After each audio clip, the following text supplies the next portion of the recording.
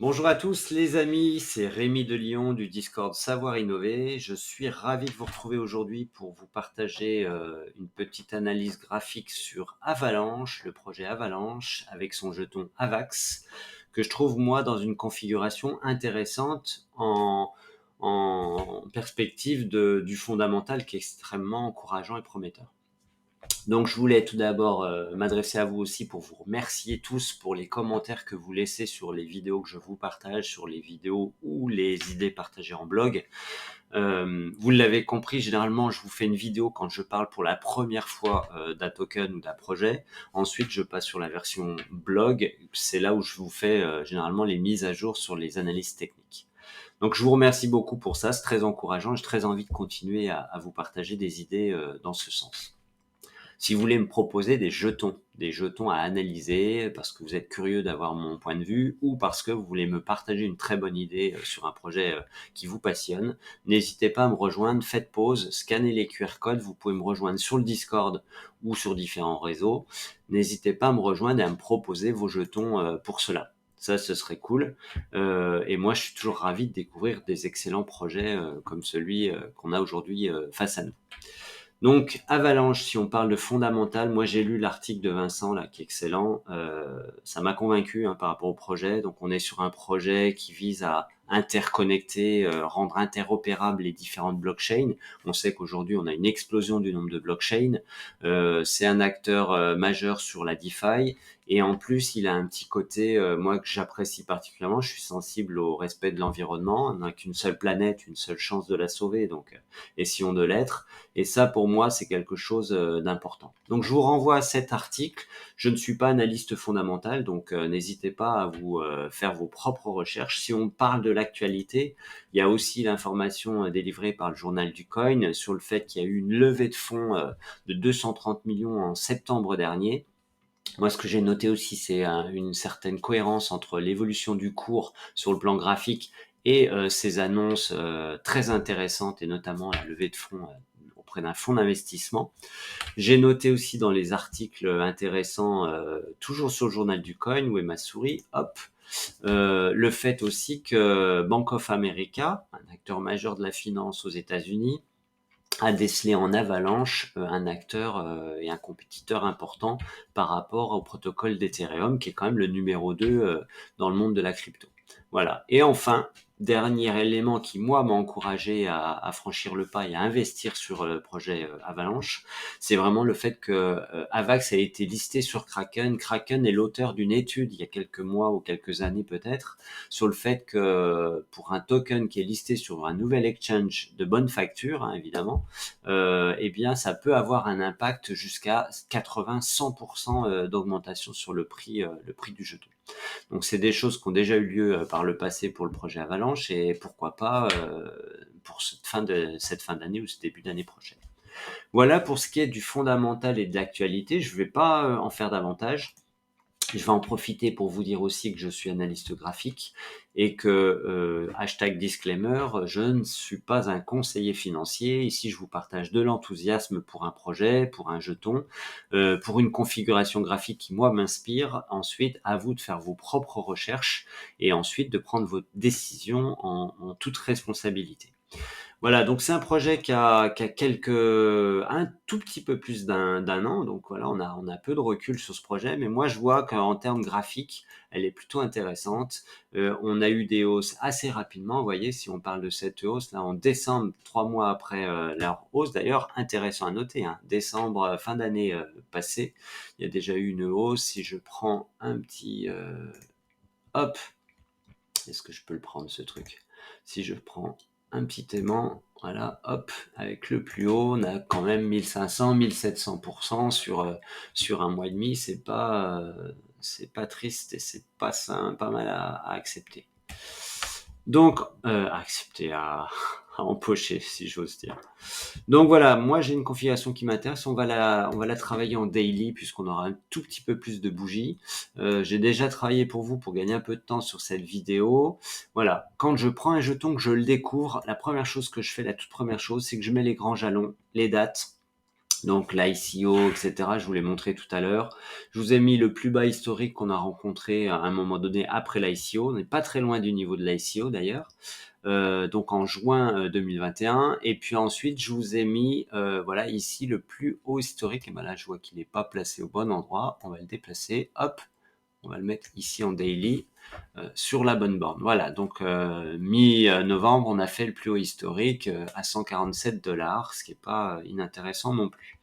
Donc, comme je vous le disais, la première chose que je fais quand je prends un nouveau projet et que je veux voir si pour moi c'est intéressant pour le trader, c'est que je vais regarder s'il répond à Fibonacci. Et parce que j'utilise Fibonacci de manière importante, on va masquer ça, comme ça on aura plus de place. Voilà.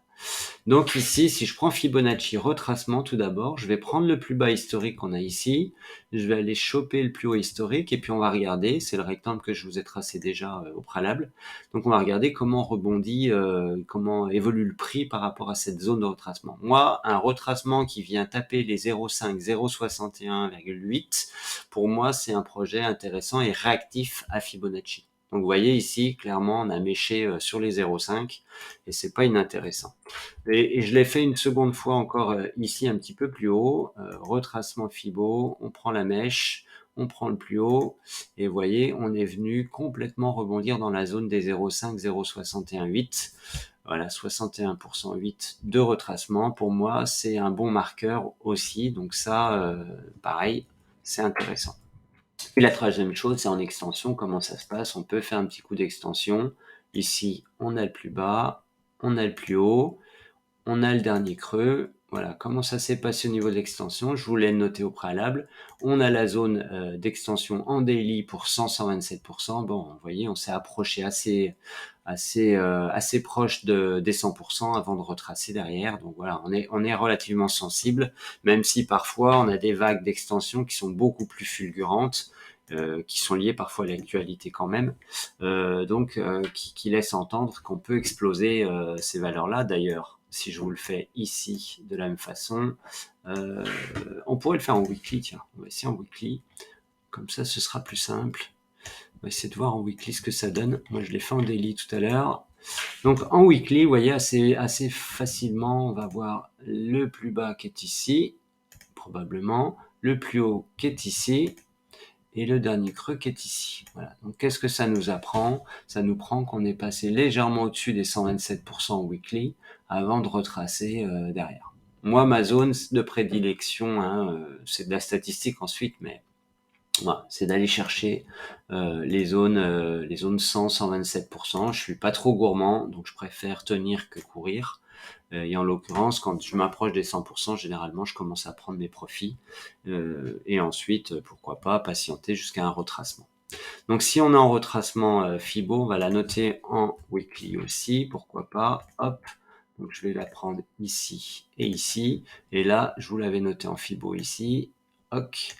Donc, retracement ici, en weekly, on est quasiment sur la même version qu'en daily. C'est pas étonnant non plus, mais voilà. Retracement weekly, on peut le mettre ici. Donc si on considère qu'on est sur un retracement weekly et que potentiellement ça peut aller chercher plus haut, on va se faire une petite suggestion par rapport à un retracement, à une extension. Voilà, on l'a ici. Et là, je vais vous le noter directement sur le graphique en mode improvisé. Hop, je vais vous le mettre ici sur la partie. Hop, extension weekly, donc non, weekly extension 50%, et je vais vous noter aussi celui-ci, ok, hop, en mode extension weekly 100%.